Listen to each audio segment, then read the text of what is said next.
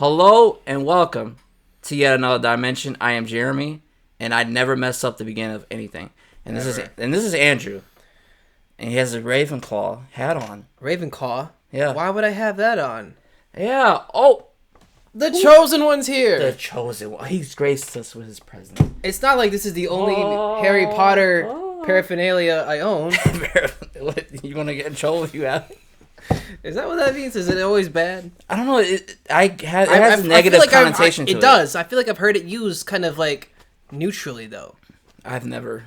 I think because I'm half black, I'm just definitely, scared of that word. I definitely shouldn't have this. Yeah, you shouldn't have that. Get rid of it. It's part of my action figure collection that I put into a box when I moved. Yeah, so it's very important. It's very worth a lot of money. It's the only Harry Potter thing I have besides the hat. So, but why are we here though? Why do we have a Harry Potter action figure? And why do I have this Harry Potter hoodie on? Because we're talking about all of the Harry Potters. Which house is that? House of Kyle. Nikolov. We watched all 8 Harry Potter movies, and we're just gonna review them quickly. Every single one, quickly. Not kind of quickly. Well, shot by shot, frame by frame. We're gonna break down our thoughts of each frame. Can't wait. Composition and tell you why this is the greatest franchise. Greatest franchise that's ever existed. Better than Lord of the Rings. Ever. There's nothing better than Harry Potter. Well, not even Cowboy Bebop. Not even the new one, especially. The new one, especially. Yeah. But we're gonna go through each movie, starting with the Sorcerer Stone or the Philosopher's Stone. For all you Brits out there, all our British fans. Yeah. We love you. We love you, man. Thanks for 2 of you. Thanks for listening in Britain. But first, let's hold on a second. I want to promote something for you. Well, you do the promotion. You want me to promote Grim and Glam? Do it. I now have my own freelance graphic design stuff, website, portfolio. I'm doing it freelance. I'm taking on clients, big or small, preferably small, because I also work. Yeah. But yeah. I do full service graphic design, print, web, whatever you need. If it's an image, I can probably do it. And it'll be right here. Hopefully he gives me the logo by the time I make this. The logo will be right here. Yeah, hopefully. So yeah, give me a follow on social media, wherever, any social media, Instagram, Twitter, I got it all for Grim and Glam. So give it a like, follow. I wanted to get that in before they turn it off. So anyways, let's talk about... Oh no, let's talk about our experience with each. I mean, like Harry Potter, the franchise. So you read the books, right, as a kid? Yeah, I read the first book. That was like one of the first big books I read. Actually, I was like maybe second grade. That was like one of the first I don't know what to call it, young adult books that I read. I was like 8 years old. Yeah, and it was great. I read it before the first movie came out, around that time, and I love the world immediately. I like, that sort of thing. You always like wizards. I've always liked the castle aesthetic. Okay, yeah. And I guess I don't know if this is considered dark academia subgenre. Do you know what that is? I've never even heard of that. I've heard it tossed around a few times. It usually has to involve a school and the dark arts. Yeah. I mean, it is cool. I feel like it fits that description a little bit. But, yeah, no, I've always loved Harry Potter. And then when I was a kid, every year it came out, oh, man, it was like an event, I grew up with it. And I grew up with the actors, like Daniel Radcliffe and Emma Watson, so, yeah, it was really cool. They actually did grow up. It was a 10-year span, yeah. Yeah, it was cool. Yeah, what was your experience? I know Harry Potter is near and dear to your heart. And by that, I mean, man. This is your first exposure to a lot of movies. Yeah. But, I definitely I read the first book, definitely. I've seen the first movie, absolutely. Second movie, yes, I've seen it. Mm-hmm. Third movie, no. But I think I've only read the first book, to be honest. Really? And I don't throughout the years, it's been so fucking popular. It's so popular in the 2000s. It's every year in the 2000s, I think almost a movie came out. Yeah. And people get tattoos. They get all the merchandise. Dark Mark. They get the Deathly Hallows thing. Yeah, they love it. Yeah. And I wanted to see what was the hype about. It is huge. Mm-hmm. I've said before in our overrated episode, I don't think it really deserves the hype that it gets. Yeah. But I have always liked it. I have always had a special place, and especially going to the Harry Potter world in Orlando, like I geeked out, you know, and I think most people that go, they do. It's really immersive and that's one of the best rides there. I have to say, yeah, it was one of the best rides there. But now I've watched all the movies, but we're going to talk about the first one first. We're going to go in order. The Philosopher's Sorcerer. The Philosophers of Sorcerer's Stones. And I think this movie still holds up. Yeah. As an intro to the world of Harry Potter. I think it's a great movie. Watching it over. Yeah. I think the biggest criticism I have is the CGI. The CGI is shit. Awful. Oh my god, it's unwatchable. And you know, when we watched all of the Lord of the Rings earlier this year, and it still holds up, and it came out at the same time. So it has no excuse to look that bad. No, the troll looks terrible, and especially when they're doing the Quidditch. I don't know what the budget was for Harry Potter compared to like Lord of the Rings, you know, because Lord of the Rings I think had a lot more time, and I'll put it up right now.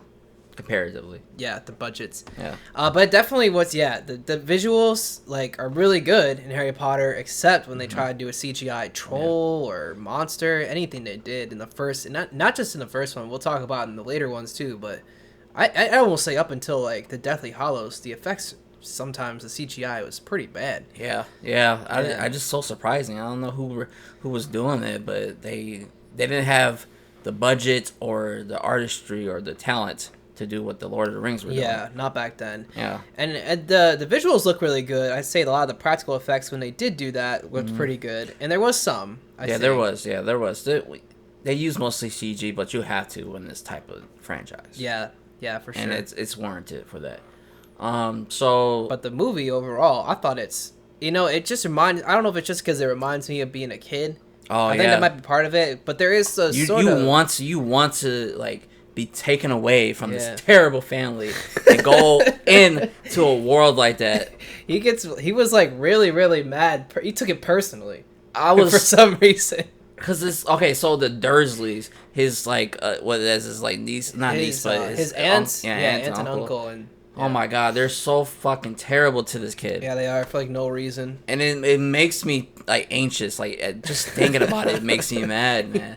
I just wanted to skip over it because it's so bad. Why are they treating him so bad? There's no reason. Well, they kind of talk about it in the first one, but his Aunt Petunia is Lily's, his mom's sister, right? She's kind of jealous of Lily for having powers and stuff. They kind of talk about it more in the book. Yeah, so I guess it wasn't. So she sees him as like, you're just like my fucking sister. I hated her, like. But you have to be like abuse the kid. Yeah, it is. Like, throw him in the cupboard. You know what I don't get, and this is like for every movie here on out. Why does he keep going back to the Dursleys? Thank you. I get it for me the first two movies because he doesn't really have like anyone to go to. He doesn't have family or anything, but he's already made friends with Ron, and Ron's family fucking loves him. Yeah, why doesn't he just go to Ron's house? And then once Sirius is in the picture, spoiler alert, why doesn't he go live with Sirius? I guess he's a fugitive. Man. He's a fugitive, but he has a fucking house in London, in like the Grimmauld place. You see this anger? This is me most. It is frustration because there's a lot of things that just like, okay, maybe I don't need it to make sense, but within the logic of the story, it needs to make sense, and that doesn't make any fucking sense. Just don't worry about it. It's all about magic and wizards.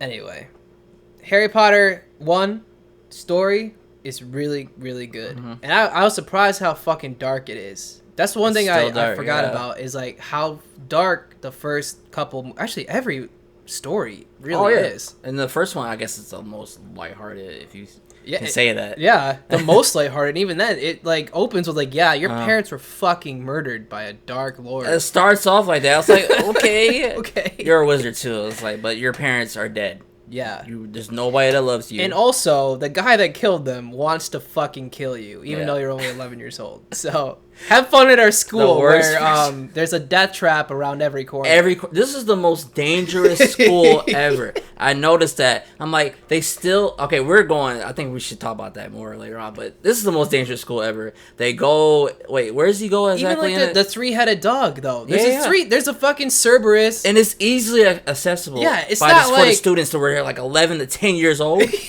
What is going on? I swear they're trying to test these kids. Yeah, they really are. Survival of the fittest, because if you die, you're dead. We'll see. We'll talk about that more in the fourth movie. I'm just getting the so fourth bad movie already. gets really bad, but We're yeah, getting so bad already. OSHA violations across the board, Uh-huh. right?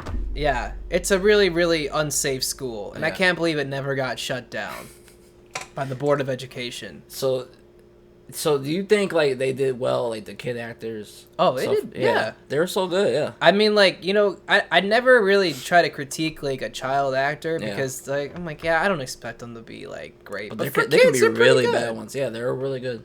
Yeah. They had good picks. They did, yeah. And you know what? They stayed. Most of them stayed pretty good, I think, throughout. Mhm. Especially like the main three are all really great. Yeah. Like I like them Harry, together. Ron, Hermione. They're all really good. It's not just Harry Potter. We'll talk about that more. There's so much I want to talk There's about. so much we have to talk about. But yeah, the first movie, I still think it holds up super well. I think it hasn't lost the magic. The music is fantastic. Oh yeah. Like John Williams' Hedwig's theme is like iconic. So everybody knows that. Everybody knows it, and I don't know why they don't use it more later in the series. Like the last couple movies, they don't even use that That's theme. old It's news, like, man. They're all grown up, man. It's Grady fucking, reboot. Yeah. fucking Harry Potter Yeah, now, man. man. I hit puberty in Hit book chicks. 4, man. Man. I really wish they would have kept that magical feel that the first one has. It does lose it. And the first two definitely have it. The first two, and it makes sense because they were both directed by Christopher Columbus, who discovered America. Yes. Yeah, he also directed the first Harry Potter movies. But yeah, they are really good. The first two. They feel like somebody said they feel like Christmas movies, and They I were feel like a always, holiday feel to it. I do feel that. I feel Like, the whole like because I feel think like a kid again. it's like the school year, you know. So it always feels like there's like Halloween, Christmas, Yeah. Harry Potter. It's all one thing to me. There might be some like death or three-headed dogs, but Yeah, I who mean cares it's about in every that? They're just Christmas having movie. fun. Yeah. They're just trying to introduce the world, and they did it well in the first movie, I think. Yeah, I think they do too. It And you still know what? holds up. It helps is they do one trope, which I actually think is one that works really well, about like a person who's kind of like unknown to a crazy world. Mm-hmm. And Harry Potter is that because essentially he's like never known he was a wizard or that there was a Yeah, wizarding so world. it makes sense. So he's getting immersed into it. He's getting everything explained to him, It's like but us. for the first time, just like us. Yeah. I think they do that trope really well in this movie. It makes sense. It does. It does make a lot of sense. And everybody is on his dick. 'Cause he's the chosen Potter one. privilege. Man, Yeah. we'll see it. What was some Potter privilege in this one? In the first one, I'm trying to Yes. remember a Potter privilege moment. Okay, well, the beginning, right? So, like, first off, this is the beginning of Potter privileges. Is the end of the first movie, right? Because they break the rules So much. like 5 times in this movie. Okay, go Like ahead. critical rules, right? Like they break the one about being out after dark. They go to the forbidden 3rd floor where the fucking Cerberus is, right? There's like a million things, and they get what, detention? And then in order to punish them, they give them detention in the forbidden forest. That it is forbidden. Yes. So it's is the forbidden forest for forbidden? resident. It's dangerous, right? So why are you punishing them by doing what they would have gotten punished for? I'm telling you, they're testing these kids. It does not make any They're sense. testing them. They're testing them. They're trying to see if they can survive. Bro, and they go into the forbidden forest and fucking Voldemort's there. Yes, the villain of Lurking the around series. in a fucking woods. And not only is it they go there with Hagrid, they split up Why would you split up from to fucking find children? something that's killing a unicorn. Get out of there. It's unbelievable. Not worth it. This is not a safe school. This is Hagrid like, is so he should not be taking care of no, anybody. he's not responsible. He's not responsible at all. No. Oh my god. Wait, I was gonna say something. Hold on, I'm trying to think. The Potter privilege. Oh, okay. So they break all the rules, and then what happens at the end? 10 points for Gryffindor. Yeah. 150 points for Gryffindor. The whole game. What was the houses? The House Cup. Yeah. The House Cup. They drop it after one. After movie 1. movie. They talk about it a little more in the books, I think, every year. But yeah, after movie 1, it's basically non-existent. I don't know how the point system works, but it's just it's hilarious. literally just like you get points and Oh, you looking good today. 10 points for you. It's like, oh, Yeah. I'm like 10 years old. Like, leave me alone. What are you talking about? yeah, I don't know. I don't know how the point system works. There's no rules. Just Okay. Potter privilege. Yeah. It's Potter privilege. Yes. And that's how the movie he gets ends. away with everything. Yeah. Literally everything. It made me so bad. I was like, this Yeah. guy, he's an asshole, and he just does anything. Yeah. Just like his dad. But we'll get to that more. One thing I did love in this movie too What? is the reveal of the Voldemort on the back. Oh, of, it looks awesome. Oh, yeah, Yeah. we're gonna spoil everything, but we already did. I mean, but this movie's been out for 20 years Yeah, now, fuck so you if you so don't watch see the it. movie if you haven't seen Yeah. it. But yeah, I love that twist. I mean, like I didn't like maybe you think that guy's bad, right? But thinking that like Voldemort's face is on the back of his head, I never would have thought that. That's fucking disgusting. Yeah, that's a and good creepy. reveal. It's so creepy. Uh-huh. You know, And I love that. And he kills. So he has the protection under his mom, where like they touch him, the Voldemort. I'm really tired of the protection spell shit, but yeah, apparently That's the movie. Quirrell Man. tries to touch him, and he And bursts turns into dust. Yeah, it's pretty from, fucking dark. It was really dark. Yeah, he murders a teacher. 50 points for Gryffindor. That's the first dark. Was a dark arts teacher? yeah. like, what's- Defense against the dark arts. That's the first one. Number one. We'll get to the second one. this one And the third every one. year. So Overall rating. What do you think for book one or movie one? movie one. Like I'm just overall series. I gave it an 8.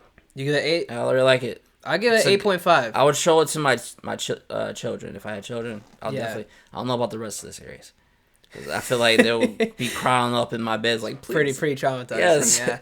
But that's a good introduction to the. It's a very I good can't film. think of much better. It's you kind. can do. It holds up and it's iconic. I think it's very iconic.